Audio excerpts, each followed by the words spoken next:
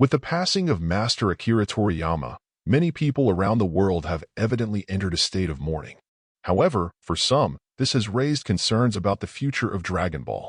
Will the franchise end? What will happen to the anime icon now that the creative mind behind the work has left us? Let's explore these questions. Firstly, let's clarify that Dragon Ball will not end. Of course not. If it were to end just because the original author is no longer active, then it would have ended a long time ago, wouldn't it? Toriyama had not been active for some time. To better understand this situation, it is important to contextualize how the anime and manga market works in Japan. In Japan, the dream of many young people who grow up drawing, reading manga, and watching anime is to become a mangaka and have their work turned into an animation. Toriyama started exactly like this, producing his own works and presenting them at conventions with the aim of popularizing them and selling them on his own. He started out like any amateur artist. However, eventually, a phenomenon arises when a work catches the attention of investors. Dragon Ball's publications did not occur in their own magazines under the title Dragon Ball. They were included in magazines with several different stories. When a work becomes very popular, it gets its own publication, no longer sharing pages with other manga. Dragon Ball reached this level, which means that Toriyama no longer needed to worry about producing stories to sell, but rather to meet the market demand.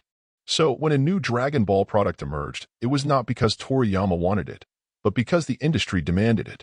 He made money from licensing and did not need to be directly involved in the production of all derivative products.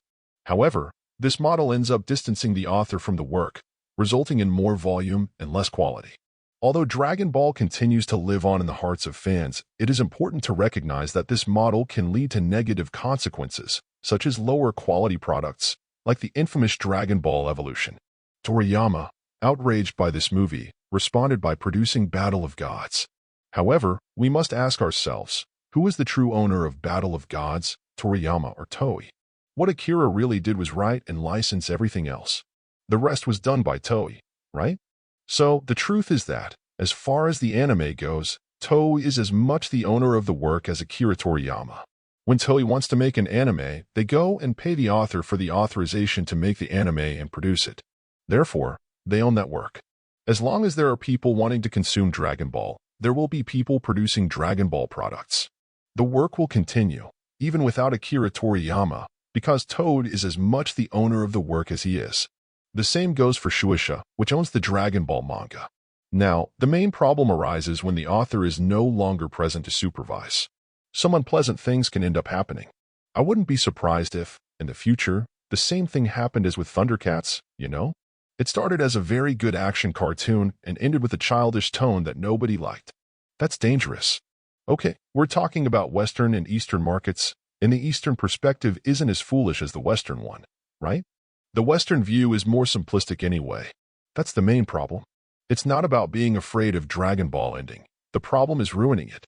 It's starting to have a childish Dragon Ball, a Dragon Ball all in CGI, extremely bad live action, without an author there to supervise. But, on the other hand, the opposite can also happen. It's true. It happened, for example, with Teenage Mutant Ninja Turtles, right? I don't know if my opinion matches public opinion, your opinion, but I really think everything about the Ninja Turtles is good. All the movies are good, the comics are good, the animations are good. And only the comics were produced by the original creators. The new Ninja Turtles products respected the essence of the original work. So, suddenly, distributing responsibility to the right people can increase volume and still maintain quality. But for those concerned about what will happen with the Dragon Ball Super manga, with Dragon Ball Super Daimyo, rest assured for real. None of this will be interrupted.